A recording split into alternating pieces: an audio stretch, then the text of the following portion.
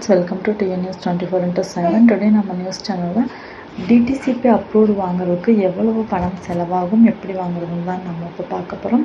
அதுக்கு முன்னாடி நம்மளோட TN News 24/7 சேனல் சப்ஸ்கிரைப் பண்ணாதவங்க சப்ஸ்கிரைப் பண்ணிக்கோங்க, கூடவே பெல் ஐக்கானை கிளிக் பண்ணிக்கோங்க. ஒரு வீட்டு மனை வாங்குறதுக்கு பார்த்தீங்கன்னா டிடிசிபி அப்ரூவ்டு வந்து எவ்வளோ முக்கியமான ஒன்று அப்படிங்கிறது எல்லாத்துக்குமே தெரியும். முக்கியமாக பார்த்தீங்க அப்படின்னா டிடிசிபி அப்ரூவ்டு இல்லை அப்படின்னா வந்துட்டு மனைகள் வந்து நிறையாவே வந்து வாங்க மாட்டாங்க.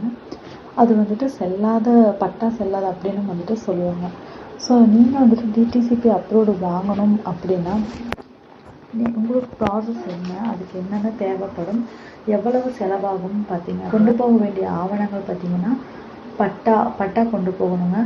அப்புறம் பார்த்தீங்க அப்படின்னா ஆதார் கார்டு, அப்புறம் அதாவது வில்லங்க பத்திரம் கொண்டு போகணும். அப்புறம் விற்பனை பத்திரம், சேல் டீல் இருக்கீங்களா, ஸோ அதை கொண்டு போகணும்.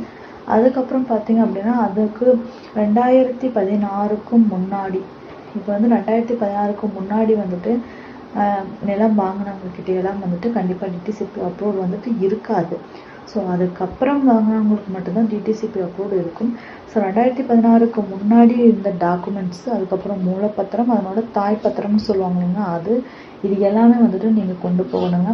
அப்புறம் பார்த்தீங்கன்னா அதுக்கு ஆகிற செலவுகள் பார்த்தீங்க அப்படின்னா, இப்போ நீங்கள் வந்துட்டு மாநகராட்சியில் இருக்கீங்க அப்படின்னா உங்களுக்கு வந்துட்டு ஒரு ஸ்கொயர் மீட்டருக்கு பார்த்தீங்க அப்படின்னா 680 ரூபாய் வந்துட்டு சார்ஜ் பண்ணுவாங்க. ஒரு அப்ளிகேஷனுக்கு வந்துட்டு ஒரு ஸ்கொயர் மீட்டருக்கு 680 ரூபாங்க. அதுவே நகராட்சியில் இருந்தீங்க அப்படின்னு பார்த்தீங்கன்னா 240 ரூபாய் வந்துட்டு சார்ஜ் பண்ணுவாங்க.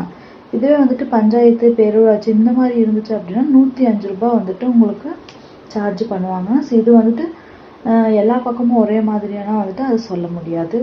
ஆனால் இது வந்து minimum charge.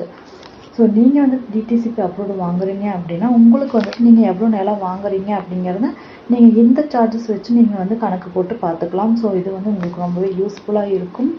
So thank you friends.